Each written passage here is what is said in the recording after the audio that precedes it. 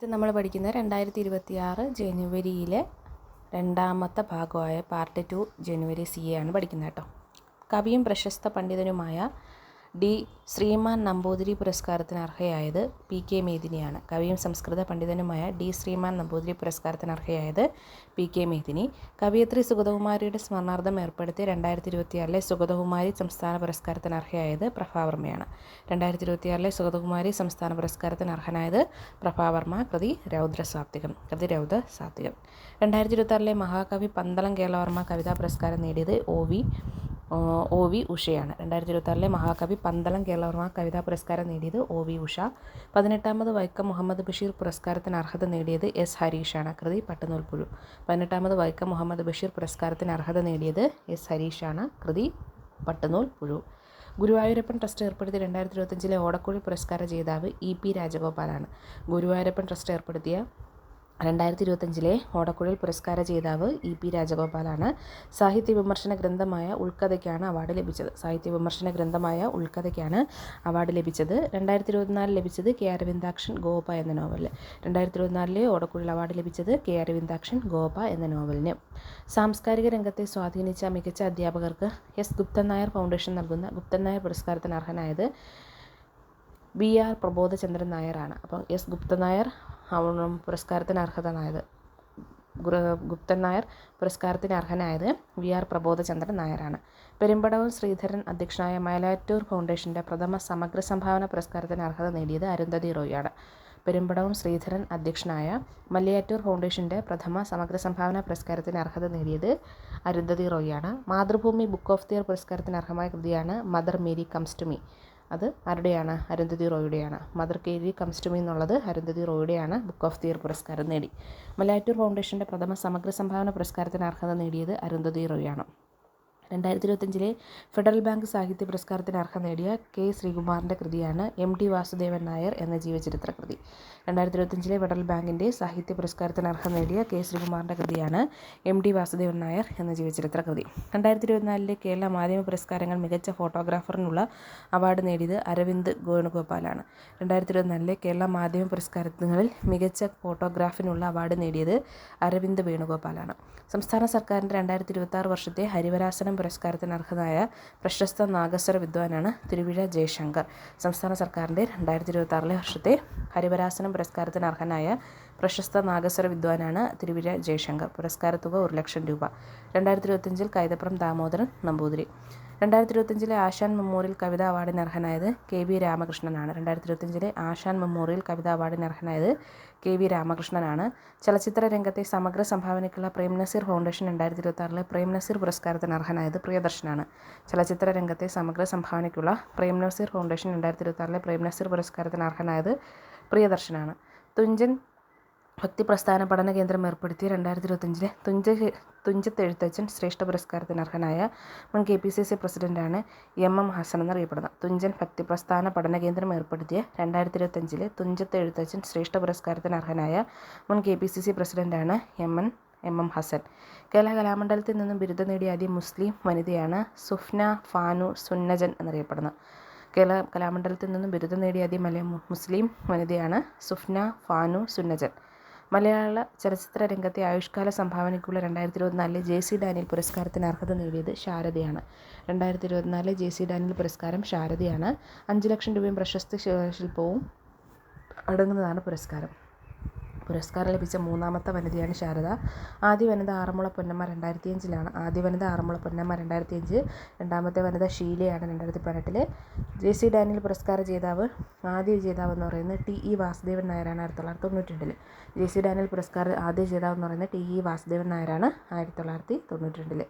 2023 ഷാജിൻ കരുണാണ് ലഭിച്ചിട്ടുണ്ട്. 2024 ശാരദ.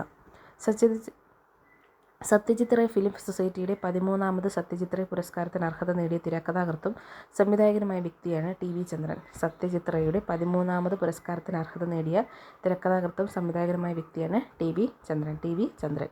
വയലാർ രാമവർമ്മയുടെ വിഖ്യാത യാത്രാവിവരണ പുസ്തകമായ പുരുഷാന്തരങ്ങളിലൂടെയിൽ നിന്നും പ്രചോദനം ഉൾക്കൊണ്ട് S കമലുദ്ദീൻ രചിച്ച നാടകരചനയാണ് റസിയ ബീഗം. വയലാർ രാമവർമ്മയുടെ വിഖ്യാത യാത്രാവിവരണ പുസ്തകമായ ഇവയിൽ നിന്നും പ്രചോദനം ഉൾക്കൊണ്ട് എസ് കമലുദ്ദീൻ രചിച്ച നാടക രചനയാണ് റസിയാബീഗം.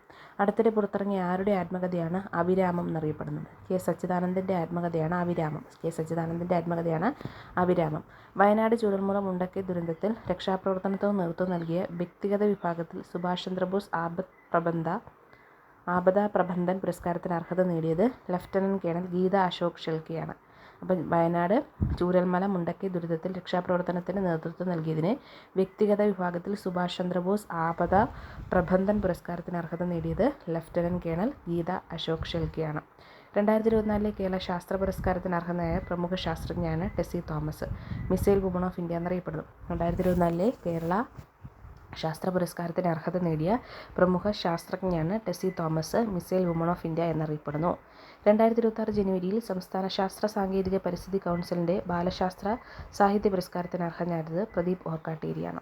2026 ജനുവരിയിൽ സംസ്ഥാന ശാസ്ത്ര സാങ്കേതിക പരിസ്ഥിതി കൗൺസിലിൻ്റെ ബാലശാസ്ത്ര സാഹിത്യ പുരസ്കാരത്തിന് അർഹത നേടിയത് പ്രദീപ് ഓർക്കാട്ടേരി പുല്ലരി മധുരം മുത്താറി മുതൽ മലഞ്ചാമ വരെ എന്ന കൃതിക്കാണ്. പുല്ലരി മധുരം മുത്താറി മുതൽ മലഞ്ചാമ വരെ എന്ന കൃതിക്ക് പ്രദീപ് ഓർക്കാട്ടേരി. 2026 പത്മഭൂഷൺ ജേതാവായ ജസ്റ്റിസ് കെ ടി തോമസിൻ്റെ ആത്മകഥയാണ് സോളമൻ്റെ തേനീച്ചകൾ. 2026 പത്മവിഭൂഷൺ ജേതാവായ ജസ്റ്റിസ് കെ ടി തോമസിൻ്റെ ആത്മകഥയാണ് സോളമൻ്റെ തേനീച്ചകൾ. കേരള ഹൈക്കോടതിയുടെ പുതിയ ചീഫ് ജസ്റ്റിസായി നിയമിതനായത് ജസ്റ്റിസ് സൗമൻ സെന്നാണ്. കേരള ഹൈക്കോടതിയുടെ പുതിയ ചീഫ് ജസ്റ്റിസാണ് സൗമൻ സെൻ. KSRTCയുടെ ഗുഡ്വിൽ അംബാസഡറായി നിയമിതനായത് മോഹൻലാലാണ്. KSRTC goodwill ambassador Mohanlal. Atomic energy regulatory ബോർഡിൻ്റെ ചെയർമാനായി നിയമിതനായ മലയാളിയാണ് AK Balasubramanian. Atomic energy regulatory ബോർഡിൻ്റെ ചെയർമാനായി നിയമിതനായ മലയാളിയാണ് AK ബാലസുബ്രഹ്മണ്യൻ. 2026 ജനുവരിയിൽ സാമൂഹ്യനീതി വകുപ്പിൻ്റെ ആഭിമുഖ്യത്തിൽ നടന്ന ഭിന്നശേഷി പ്രതിഭകളുടെ സർഗോത്സവമാണ് സവിശേഷ വേദി തിരുവനന്തപുരം. 2026 ജനുവരിയിൽ സാമൂഹ്യനീതി വകുപ്പിൻ്റെ ആഭിമുഖ്യത്തിൽ നടന്ന ഭിന്നശേഷി പ്രതിഭകളുടെ സർഗോത്സവമാണ് സവിശേഷ വേദി തിരുവനന്തപുരം. സ്ത്രീ ശാക്തീകരണവും സുരക്ഷയും ലക്ഷ്യമിട്ട് വനിതാ ശിശുവികസന വകുപ്പ് നടപ്പാക്കുന്ന പദ്ധതിയാണ് കനൽ.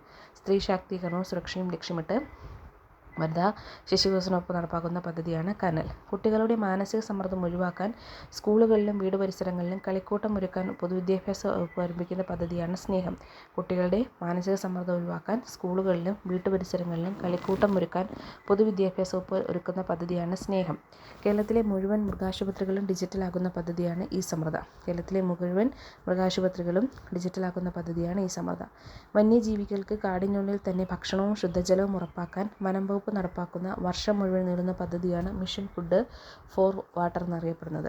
വന്യജീവികൾക്ക് കാടിനുള്ളിൽ തന്നെ ഭക്ഷണവും ശുദ്ധജലവും ഉറപ്പാക്കാൻ വനം വകുപ്പ് നടപ്പാക്കുന്ന വർഷം മുഴുവൻ നീളുന്ന പദ്ധതിയാണ് mission food fodder and water എന്നറിയപ്പെടുന്നത്. Fodder and water. കേരളത്തിലെ യുവാക്കൾ നൈപുണ്യ പരിശീലനത്തിൽ പങ്കെടുക്കുന്നവർക്കും മത്സര പരീക്ഷകൾ തയ്യാറെടുക്കുന്നവർക്കും പ്രതിമാസം 1000 രൂപ സാമ്പത്തിക സഹായം നൽകുന്ന മുഖ്യമന്ത്രിയുടെ പദ്ധതിയാണ് കണക്ട് ടു വർക്ക്. പ്രായപരിധി 18 മുതൽ 30 വരെ.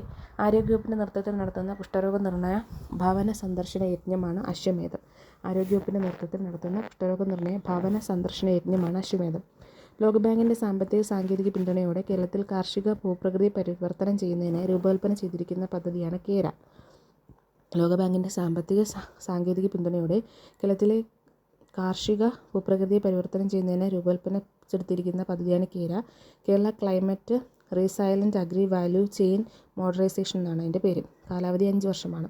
പട്ടികജാതി പട്ടികവർഗ ഉന്നതികളിലെ വായനാശീലം പ്രോത്സാഹിപ്പിക്കുക എന്ന ലക്ഷ്യത്തോടെ തദ്ദേശ സ്വയംഭരണ വകുപ്പ് നടപ്പാക്കുന്ന പദ്ധതിയാണ് അക്ഷരോന്നതി.